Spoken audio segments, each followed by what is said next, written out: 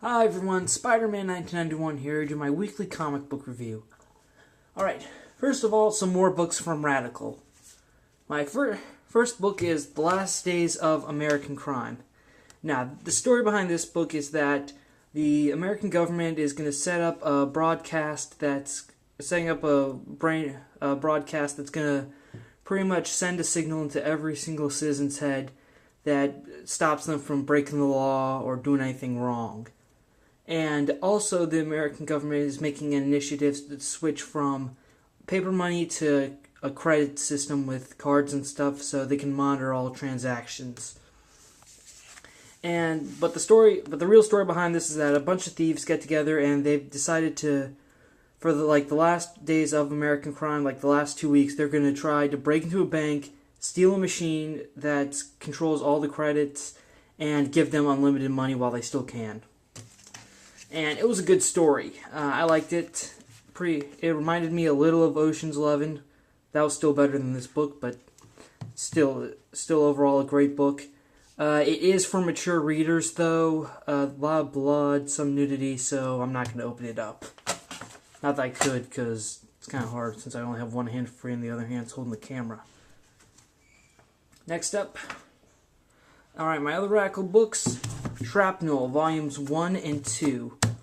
It's a 2-volume book, though. This is more of a sequel to this one. I would say, if you're going to read this one, though, you have to read the first one, but if you just want to read the first one, then go ahead. The story is that Captain Sam Nagian, I think that's how her name is.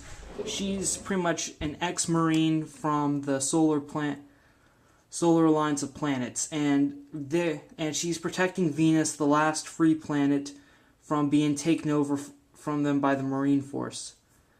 She's in self-imposed exile after a massacre occurred years ago, and after seeing that, she decided to quit the Marines and live in exile on Venus. But then when Venus is threatened, she decides to lead Venus's forces against the United Solar Alliance.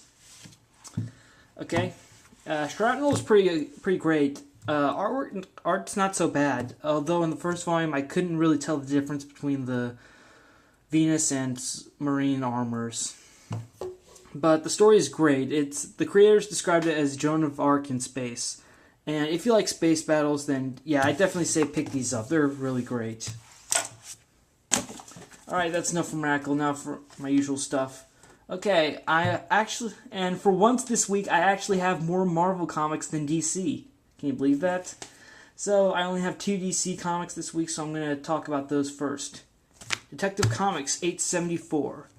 Now that DC went back to their drawn the line at 299, Detective Comics got its page number reduced, which meant the third part of the Commissioner Gordon story, of the Commissioner Gordon backup that was told in the past 2 issues before this one. No, wait, before the last issue. Yeah, two issues ago, 871 to 872.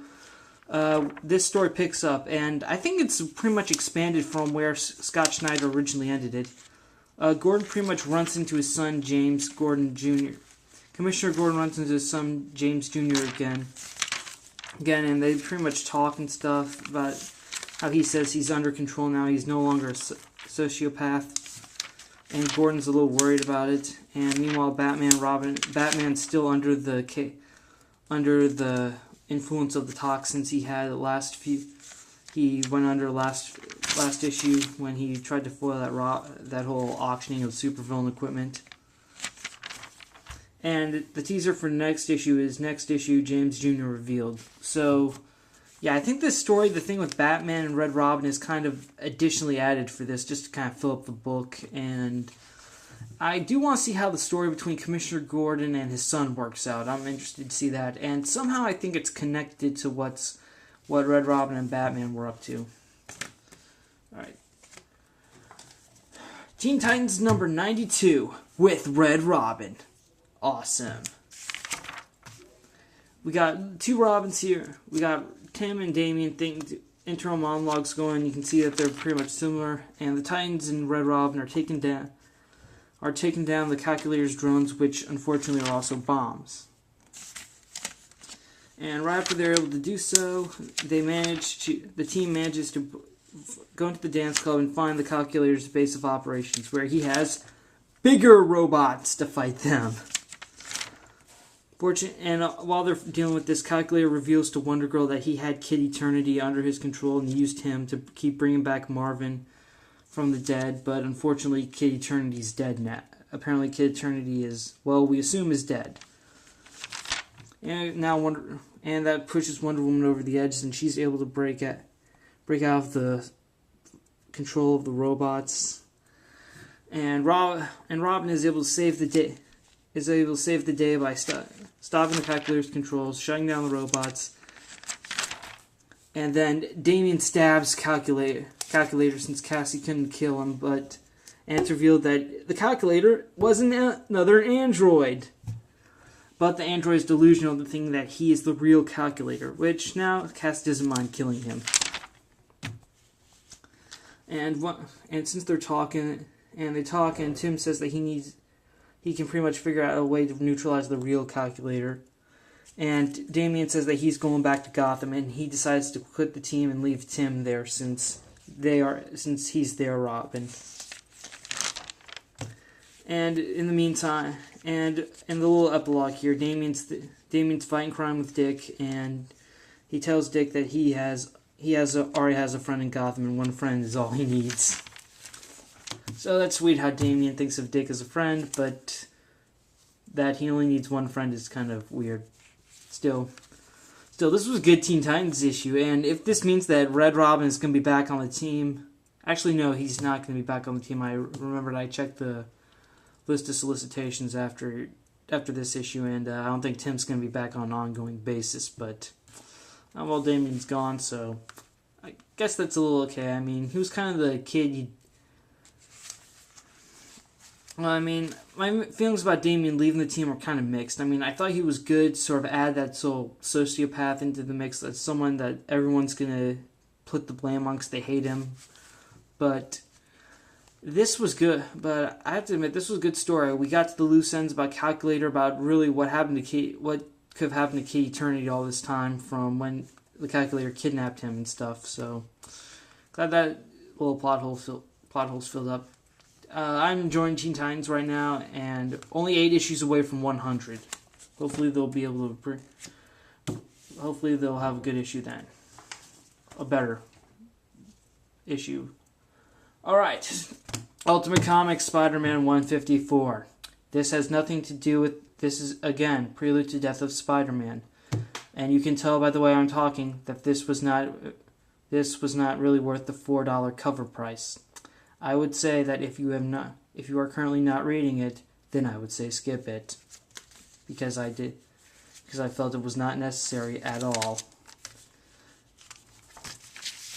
However, next issue, the Sinister Six returns, and apparently the Green Goblin is with them. So I want to know what's going on there, because I thought Ultimate Norman died. So obviously he'll be back from the dead. Oh yeah, Mysterio's a robot. Spoiler. Alright. Secret Avengers number 10. The Secret Avengers are able to stop the revival of Zhenzu. Yeah. They're able to stop the ritual. Moon Knight was able to infiltrate them, let them know what's going on. Then pretty much the team kicks a lot of ass. And fortunately, thanks to the Prince of Orphans, the ritual failed, and so Shang-Chi's alive, and his father will not come back from the dead.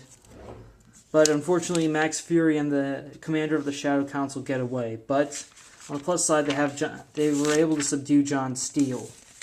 So John Steele's arrested, and now it's revealed that John Steele is in the raft, and Steve Rogers has come to ask him what the hell happened to him.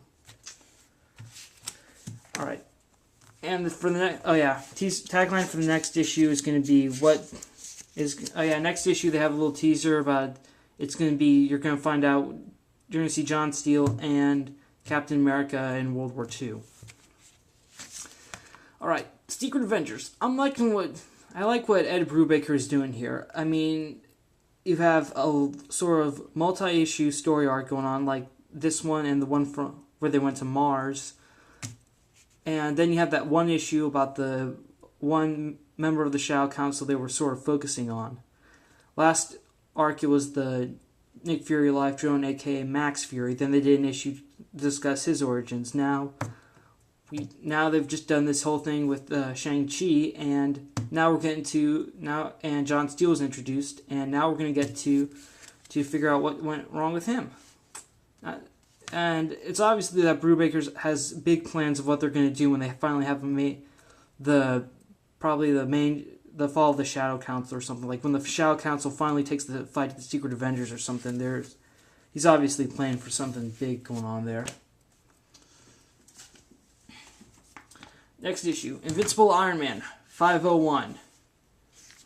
Now, in this issue, Spider-Man gets a visit from Dr. Octavius. Oh, wait, no, Iron Man. No, wait, Octavius goes to see Iron Man. Sorry.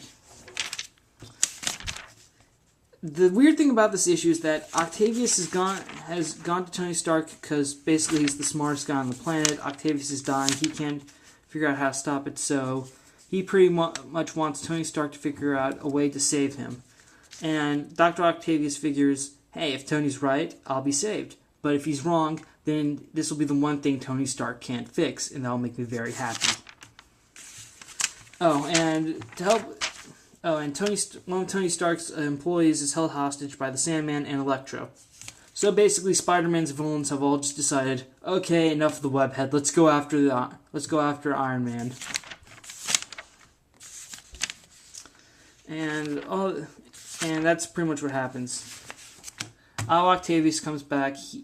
Dr. Octopus wants Tony Stark's help to figure out a way for him to live and not die. Uneventful, I guess so. Maybe, but I don't know. I kind of want to see what they have planned here. Will Tony save Dr. Octopus? Will he just say that he can't fix him? Maybe, maybe not. Well, that's all I gotta say about this. Now then, one of my favorite titles from Marvel, The Amazing Spider-Man, 655. Yep. This issue is pretty much the funeral of Marla Jameson. I like how they did these first pages. There's no dialogue, it's just people going to the funeral, the actual funeral, with just the funeral and everything. You don't see any emotion from Jonah at all. And Peter, he's feeling guilty because he feels that this is his fault. Then Peter has a dream about Uncle Ben and all the people he's lost over the years and how they've died and stuff. And how Peter feels like the important people, he can't save them. And sort of another moment where he thinks about, well, if he could just kill, and that the villains come back, but none of the good people. And so Peter thinks maybe if he killed the villains, this would make things better, but it doesn't. And when Peter does have a moment in his dream where he does kill the robber, it's revealed that he's beating Uncle Ben, which is in a way saying that if he did start to kill, then he'd be turning his back on everything Uncle Ben ever taught him. And Peter wakes up, gets his suit on, goes off and makes a vow that from now on, as long as he's around, no one's going to die. And teaser for next issue, he's now going to have to deal with a terrorist with a bunch of dirty bombs. Okay, 655. I loved it. I loved Dan Slott writing this. It was fantastic. It was a key into the psyche of Spider-Man. I loved the funeral scenes where there's no dialogue. It was just amazing. This is amazing. Just pick it up. Alright, now for the final issue of this review, and the final issue of Fantastic Four. Another funeral issue, much like Spider-Man. No dialogue for the pages. The Avengers... Immediately after the portal closes, the Avengers show up too late at the Baxter building, and they learn from the Thing that the Human Torch is dead. Then Sue finds out. Day 3, Sue's in grieving, she just wants to be alone, even from Reed. Next day, Reed goes to the negative zone, and he tries to talk to what happened to Johnny. Unfortunately, one of the members inhabitants there holds up a piece of Johnny's uniform. So, bad news. Funeral. Then Kristoff, Doom's heir, is crowned King of Latveria now, since Doom's still under brain damage. And Doom shows up at the funeral, maybe to pay respects to a worthy adversary. And there's the statue. Day 14, Franklin gets a visit from Spider-Man. Then 6 days later, the kids of the Future Foundation are pretty much discussing what to do. And Valerie's pretty much making a list of replacement members, but then she crosses it off and says that they need to kill Annihilus. Day 26. Thing goes off into the desert where he runs into Bruce Banner and Dr. Donald Blake. And they transform to the Hulk and Thor, and they pretty much help Thing get his anger out of him, to sort of help him get his anger out. Day 29, Reed's looking over his list of threats. Then all of a sudden he gets a visit from his father. And for the last few pages, we get a little expansion about what happened on the 14th day when Spider-Man visited Franklin. Spider-Man shows up and tries to cheer Franklin up, takes him to get a hot dog, and then he tells Franklin the story about what happened to his uncle, which is nice. It really is nice. And in the end, Franklin does seem to get better of it. Does feel a little better. Alright, final issue of Fantastic Four. I loved it. It was just amazing. Again, the pages with no dialogue, just letting the pictures tell the story, it was great. And the thing where they had the story about Franklin and Spider-Man, that was very good. I almost cried at the end, and with the Spider-Man and Franklin. It was amazing. This is an amazing send-off to the Fantastic Four, and now they're getting ready to become the Future Foundation, which the series will now be FF for Future Foundation, and Spider-Man will be joining the team.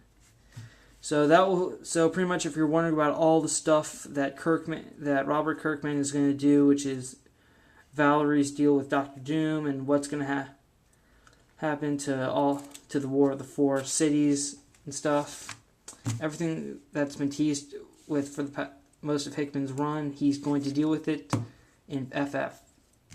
And this final issue is a great issue. This is my comic book of the week.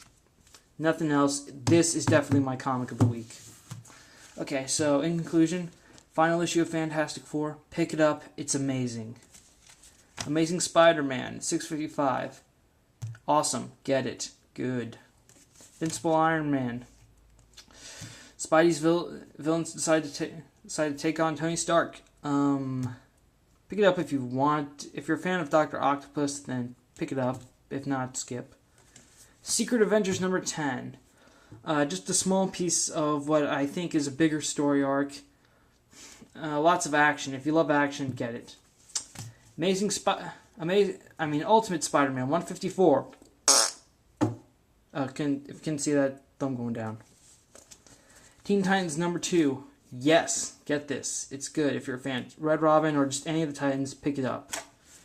And Detective Comics 874. Awesome. Amazing. And once again, the Radical Comics, get Shrapnel if you love space battles, and Last Days of American Crime if you want a good heist story. Okay? And that is it. That's all I have to say. Spider-Man 1991 saying, see you later.